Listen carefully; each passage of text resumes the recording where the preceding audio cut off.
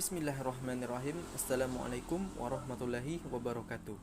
Saya Arismanto, NIM 2120117 akan menyampaikan materi dari kelompok 3 dan kelompok 5 dalam memenuhi ujian akhir semester pengembangan kurikulum yang dosen pengampunya yaitu Bu Salmiwati.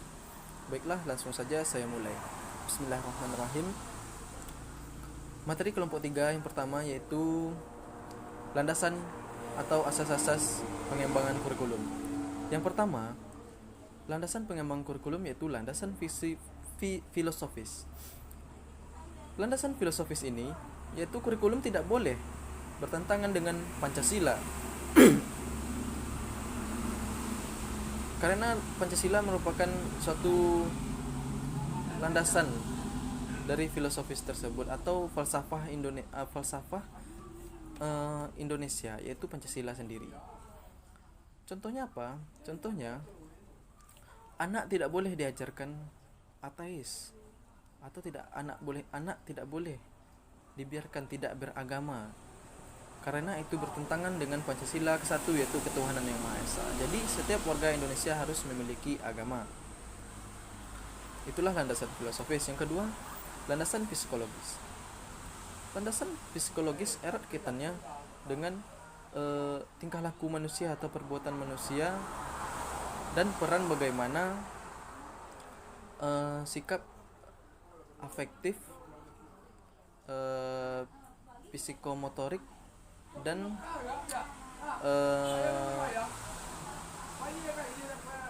kognitifnya dapat memproses perkembangan manusia tersebut menjadi berbeda dari individu lainnya.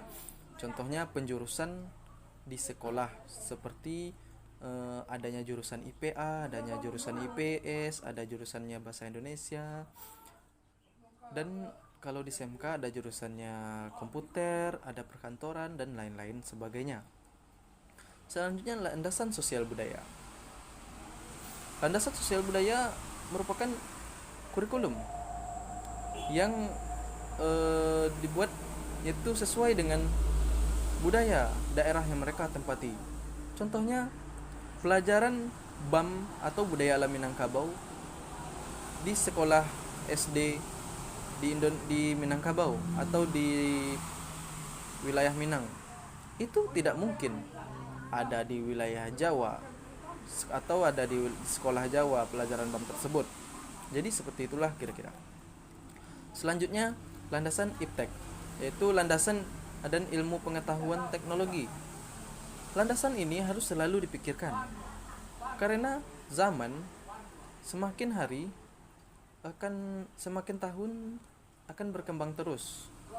Jika kalau tidak dipikirkan perkembangan IPTEK ini, maka IPTEK atau ilmu pengetahuan dan teknologi kita akan ketinggalan. Baiklah, itulah penjelasan dari saya yang kelompok 3. Baiklah, selanjutnya yaitu penjelasan materi dari kelompok 5 yaitu tentang prinsip-prinsip pengembangan kurikulum.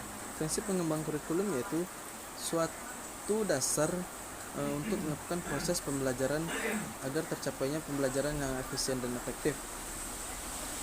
Secara umum ada 5 prinsip-prinsip pengembangan kurikulum. Yang pertama, relevan. Relevan yaitu harus memikirkan zaman ke depannya, karena zaman semakin tahun akan semakin berubah.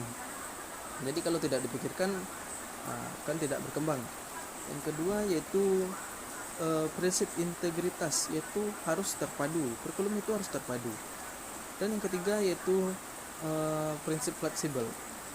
Fleksibel di sini yaitu luwet atau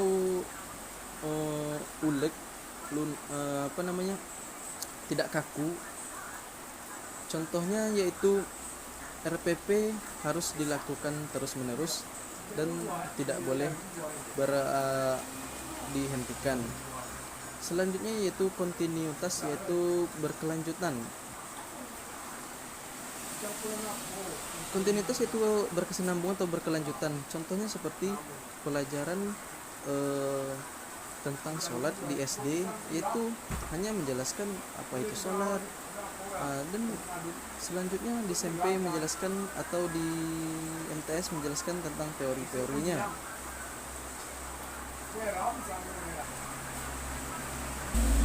Karena berkelanjutan. Selanjutnya yaitu efektif. Efektif maksudnya di sini yaitu sejauh mana kurikulum itu dapat dicapai atau tercapai dalam suatu proses pembelajaran atau dapat diimplementasikan. Baiklah, itulah penjelasan materi dari saya. Kalau ada salah dan janggalnya mohon dimaafkan. Wabillahi taufiq wal hidayah. Wassalamualaikum warahmatullahi wabarakatuh.